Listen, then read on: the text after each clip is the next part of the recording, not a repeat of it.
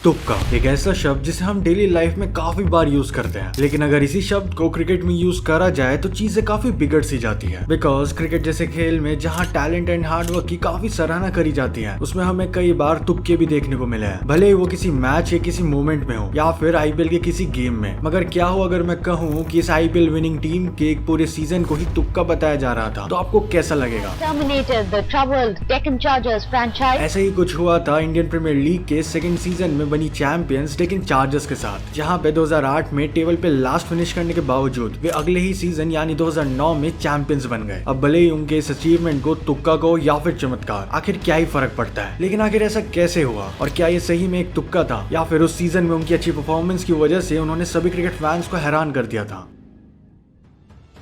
अब आईपीएल के inaugural season में डेक्कन चार्जर्स एक नॉर्मल सी टीम नजर आ रही थी as compare to other teams. उन्होंने वीवीएस लक्ष्मण को एज आइकन प्लेयर चूज किया एंड इस टीम का स्क्वाड बाकी टीम्स के मुकाबले थोड़ा वीक सा लग रहा था, लेकिन लीग से लेकर फॉर्मेट तक सब कुछ नहीं होता, तो क्या पता कौन जीत जाए, ऐसा सोचकर डेक्कन चार्जर्स अपना कैंपेन शुरू करती है। अगर इस टीम की स्क्वाड की बात करी जाए तो भले ही आइकन प्लेयर वीवीएस लक्ष्मण हो, लेकिन उनके सबसे एक्सपेंसिव प्लेयर एक्चुअली एंड्रू सैमंड्स थे। उसी के साथ इनकी टीम में बड़े लेजेंड्स भी थे like Adam Gilchrist, Herschelle Gibbs and Shahid Afridi. Even उनकी बॉलिंग में कम बात नहीं थी। लेजेंडरी बॉलर चमिंडा वास से लेकर आरपी सिंह तक इन पे काफी वैरायटी के बॉलर्स थे। यानी डेक्कन चार्जर्स के फैंस ऑलमोस्ट कन्विंस हो चुके थे कि इस आईपीएल में पहली ट्रॉफी डेक्कन चार्जर्स उठा सकती है, बट आगे जो हुआ वो काफी अलग था। डेक्कन चार्जर्स की आईपीएल में शुरुआत सेम उनके स्क्वाड की तरह काफी शानदार होती है, जिसमें वो केकेआर के खिलाफ पहले ही मैच में जीत दर्ज करते हैं, बट उसके बाद मानो क्रिटिक्स की नजर लग जाती है और वही टीम अगले 3 मैचेस लगातार हार जाती है। जो टीम अपने स्क्वाड के बलबूते पर सीजन से पहले ही फेवरेट बन चुकी थी, वही टीम अब लूजिंग स्ट्रीक पर थी। डेक्कन चार्जर्स अपने नेक्स्ट गेम में मुंबई इंडियंस को हराकर एक मिनी कमबैक जरूर देती है, लेकिन उसका कुछ भी फायदा नहीं होता है एज वे अगले 2 मैचेस पंजाब और बैंगलोर से हार जाती है एंड उसके बाद जो बची कुची कसर थी वो अगले बचे हुए 7 मैचेस में पूरी हो जाती है, जहां पे वो 1 नहीं 2 नहीं बल्कि लगातार 7 मैचेस हार जाती है। जितना शानदार इस टीम की स्टार्टिंग की जर्नी थी, उतनी ही बेकार उनकी एंडिंग थी। टूर्नामेंट फेवरेट्स आईपीएल से सबसे पहले एलिमिनेट हो जाती है और वो सीजन डेक्कन चार्जर्स का वर्स्ट सीजन बन के रह जाता है। लेकिन इसके पीछे के क्या रीजंस थे कि कुछ प्लेयर्स के कंसिस्टेंटली परफॉर्म करने के बावजूद ये टीम टूर्नामेंट में कुछ खास नहीं कर पाई। वेल देखा जाए तो भले ही कुछ प्लेयर्स कंट्रीब्यूट कर रहे थे, मगर पूरी टीम का कंट्रीब्यूशन बिल्कुल भी नहीं आ पा रहा था। ऊपर से 20 सीजन में स्क्वाड में चेंजेस करने के कारण इस टीम को ह्यूज कोलैप्स देखना पड़ा और उनके उस सीजन के सबसे एक्सपेंसिव प्लेयर थे एंड्रू सैमंड्स और उन्हें 20 सीजन में ही ऑस्ट्रेलिया की तरफ से खेलने के लिए वापस जाना पड़ा एंड और भी कई सारे रीजंस थे जिसकी वजह से इस टीम का ऐसा हाल हुआ। बुरी डिसीजन मेकिंग से लेकर ऑन फील्ड टैक्टिक्स तक सब इस blizzard में शामिल था and resulting Deccan Chargers to finish at the last of the points table in that season. 2008 के खराब सीजन के बाद इस टीम का आगे क्या होगा ये किसी को भी नहीं पता था, लेकिन टीम बड़े डिसीजंस लेने वाली थी और उन्होंने आगे लिए भी। सबसे पहले उनकी मैनेजमेंट को चेंज किया गया और कैप्टन वीवीएस लक्ष्मण को अपनी कैप्टनसी के रोल से रिलीव कर दिया गया और कैप्टनसी इंटरनेशनल क्रिकेट से रिटायरमेंट ले चुके ऑसी लेजेंड एडम गिलक्रिस्ट के हाथों में आ गई। डेक्कन चार्जर्स ने स्क्वाड में भी बड़े चेंजेस करे थे। अपनी टीम को एक तरह से दोबारा रीबिल्ड करके ये टीम एक बार फिर से 2009 के आईपीएल सीजन के लिए तैयार हो जाती है। 2009 का सीजन इलेक्शंस की वजह से कंप्लीटली साउथ अफ्रीका में शिफ्ट कर दिया गया। 19 अप्रैल 2009 को डेक्कन चार्जर्स अपने आईपीएल कैंपेन का पहला ही मैच केकेआर के खिलाफ 8 विकेट से जीत जाती है। इस मैच का credit Rohit Sharma and Herschelle Gibbs को जाता है because of their amazing batting. इसके बाद डेक्कन चार्जर्स का सेकंड लीग मैच आरसीबी के खिलाफ था, जिसमें भी वे जीतने में कामयाब रहती है और इस मैच में भी पिछले मैच की तरह सेम प्लेइंग 11 थी और Rohit Sharma and Adam Gilchrist अपने टैगिंग अंदाज से काफी बढ़िया खेलते हैं और टीम को जीत तक ले जाते हैं। इन दोनों प्लेयर्स के साथ साथ आरपी सिंह एंड चमिंडा वास बॉलिंग में कंट्रीब्यूट करते हुए नजर आते हैं। डेक्कन चार्जर्स अपने अगले 2 matches Mumbai Indians and CSK के खिलाफ जीत जाती है। जो टीम पिछले सीजन 7 मैच की लूजिंग स्ट्रीक पर थी, वही टीम अगले सीजन में 4 मैचेस की विनिंग स्ट्रीक पर आ चुकी थी और साथ में टेबल के टॉप पे बैठी हुई थी। अपने 5th मैच में डेक्कन चार्जर्स ने उस सीजन की पहली हार दर्ज करी, वो भी दिल्ली डेयरडेविल्स के खिलाफ। बट ये हार का सिलसिला यही नहीं रुका। अगले मैच में defending champions Rajasthan Royals and उससे ही अगले मैच में चेन्नई सुपर किंग्स से हार मिली। चेन्नई के खिलाफ मैच तो वन साइडेड बन के रह गया था एंड उसके बाद डेक्कन चार्जर्स की उस जर्नी में काफी अप्स एंड डाउन्स रहे, जहां पे वो एक मैच जीत के फिर नेक्स्ट मैचेस हार जाती थी। ये सब करते करते लीग स्टेजेस के मैच खत्म होते हैं एंड डेक्कन चार्जर्स क्वालिफाई कर जाती है। उन्होंने उस सीजन 7 विन्स एंड 7 लूजेस के साथ 4th फिनिश किया। अब वे ट्रॉफी के काफी करीब आ चुके थे, मगर ये सब उतना आसान नहीं होने वाला था। मगर इस टीम ने अगेंस्ट ऑल द ऑड जाकर जो परफॉर्म किया नॉकआउट्स में, वो परफॉर्मेंस काबिल तारीफ था। डेक्कन चार्जर्स का सेमीफाइनल मैच दिल्ली डेयरडेविल्स के खिलाफ था। टॉस जीत के एडम गिलक्रिस्ट पहले फील्डिंग करने का डिसाइड करते करते हैं, लेकिन चार्जर्स की टाइट बॉलिंग दिल्ली डेयरडेविल्स को बड़ा टारगेट बनाने नहीं देती और डीडी केवल 153 फॉर 8 बना पाती है। उसके बाद डेक्कन चार्जर्स बैटिंग करने आती है एंड उन्हें फाइनल में पहुंचने के लिए बस वो 154 का टारगेट चेस करना था। एंड क्रीज पर आते ही गिलक्रिस्ट सारा प्रेशर दिल्ली डेयरडेविल्स पर डाल देते हैं। एज पहले ओवर में गिली 5 चौके मार के इनिंग्स की शुरुआत कर देते हैं। हालांकि एक साइड से डेक्कन चार्जर्स के विकेट गिर रहे थे, मगर गिली एक साइड से रनों की गति को कम नहीं होने दे रहे थे, जिसकी वजह से डेक्कन चार्जर्स 18th ओवर में ही वो सेमीफाइनल मैच जीत गई। अब Deccan chargers and IPL cup के बीच में बस एक फाइनल का फासला था और इस सब के बीच रॉयल चैलेंजर्स बैंगलोर खड़ी थी। डीसी और आरसीबी के बीच 2009 का फाइनल मैच शुरू होता है। आरसीबी के कैप्टन अनिल कुंबले टॉस जीत के फील्डिंग करने का डिसाइड करते हैं और ये कहना गलत नहीं होगा कि वो final one of the closest IPL final में से एक गिना जाना चाहिए। डेक्कन चार्जर्स पहले बैटिंग करते हुए 143 रन ही बना पाती है और यहाँ पे आरसीबी के बॉलर्स की तारीफ करनी होगी कि डेक्कन चार्जर्स जैसी अग्रेसिव टीम को इतने कम रन पे रोक देना एक अचीवमेंट से कम बात नहीं थी। इसका मतलब था कि आधा काम हो गया है एंड इस फाइनल को जीतने के लिए उन्हें बस 144 का एक छोटा सा टारगेट चेस करना था, वो भी बस 120 बॉल्स में। सबको लग रहा था कि आरसीबी ये मैच जीत जाएगी, बट उसके बाद जो थ्रिलिंग गेम हुआ उसने इस फाइनल को one of the finest finals में कन्वर्ट करके रख दिया। लेकिन चार्जर्स ने अपनी बॉलिंग की काफी अग्रेसिव शुरुआत करी और मैच के कई मोमेंट्स पर आरसीबी को बड़े झटके देते रहे एंड फाइनली डेक्कन चार्जर्स वो फाइनल बस 6 रन से जीत गई और ये कमबैक आईपीएल के इतिहास की one of the best comeback बन के रह गई। जहां पे डेक्कन चार्जर्स की टीम आईपीएल 2008 में बॉटम पर थी और वहीं अगले ही सीजन में उन्होंने आईपीएल का कप अपने नाम किया। डेक्कन चार्जर्स की वो आईपीएल विक्ट्री भले ही आज के क्रिकेट फैंस को याद ना हो, लेकिन उस जीत में कई सारे पॉजिटिव चेंजेस भी शामिल थे जिसने मदद करी उन्हें उस सीजन चैंपियन बनने में। सबसे पहला था कैप्टनसी का चेंज। वीवीएस लक्ष्मण को कैप्टनसी से हटाकर एडम गिलक्रिस्ट को कैप्टन बना देना एंड उनका ये डिसीजन काफी सही साबित हुआ। एडम गिलक्रिस्ट ने वो सब कुछ किया जो एक कैप्टन को करना चाहिए। उन्होंने टीम के लिए काफी अच्छे डिसीजन भी लिए और साथ में वो सीजन अपनी टीम के हाईएस्ट रन स्कोरर भी थे। Andrew Symonds allround performance. Andrew Symonds Deccan Chargers की विक्ट्री में एक की प्लेयर साबित हुए थे। ऑल्दो वो 2008 में ज्यादा कुछ नहीं कर पाए थे, लेकिन उन्होंने 2009 के सीजन में काफी अच्छा परफॉर्म किया और अपने ऑलराउंडिंग परफॉर्मेंस के बेसिस पर अपनी पूरी टीम के लिए काफी कंट्रीब्यूट भी किया। RP Singh bowling prowess. जितना credit Adam Gilchrist and Andrew Symonds को जाता है, उतना ही क्रेडिट उनके बॉलिंग अटैक को भी जाना चाहिए, जिसकी मेन वजह थे आरपी सिंह। फिर चाहे वो बॉल को पावर प्ले में स्विंग कराना हो या फिर डेथ ओवर में विकेट लेना, इस प्लेयर ने ये सब कुछ करके दिखाया। आरपी सिंह डेक्कन चार्जर्स के लीडिंग विकेट टेकर भी थे और साथ में उस सीजन के पर्पल कैप होल्डर भी। 2009 की आईपीएल विक्ट्री के बाद डेक्कन चार्जर्स की टीम को काफी कॉम्पिटिटिव माना जा रहा था। जहां एक तरफ टीम का जश्न रुक नहीं रहा था, वहीं दूसरी तरफ आगे के सीजन्स उनका वेट कर रहे थे। लेकिन डेक्कन चार्जर्स आने वाले सीजन्स में केवल एक ही सीजन में क्वालिफाई कर पाए और वो भी अपने नेक्स्ट सीजन 2010 में। और उसके बाद इस टीम ने कभी आईपीएल में वापसी नहीं करी और 2012 के बाद कॉन्ट्रैक्ट इश्यूज की वजह से आईपीएल काउंसिल ने डेक्कन चार्जर्स की पूरी टीम को टर्मिनेट कर दिया और उसके बाद इसको सन नेटवर्क ने बिड करके खरीद लिया एंड फिर इस टीम का नेम चेंज करके सनराइजर्स हैदराबाद रख दिया गया और इस टीम को एक प्रॉपर न्यू फ्रेंचाइज की तरह बनाया गया।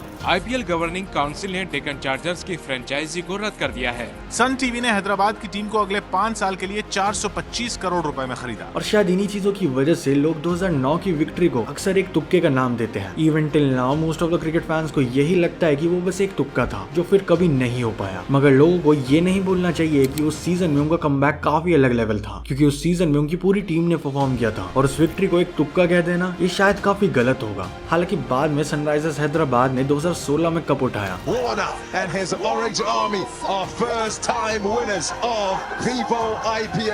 एंड इवन 2024 के आईपीएल सीजन में भी एसआरएच की टीम काफी तगड़ी फॉर्म में है। सो लेट्स सी क्या इस बार एसआरएच फिर से 2009 एंड 2016 की तरह कप अपने नाम कर भी पाएगी या नहीं। कमेंट करके अपना ओपिनियन जरूर बताना। अगर विराट कोहली की कैप्टनसी के बारे में जानना है तो इस वीडियो पर क्लिक करो। अगर एमएस धोनी के ऊपर वीडियो देखना है तो इस वीडियो पर। Thanks for watching.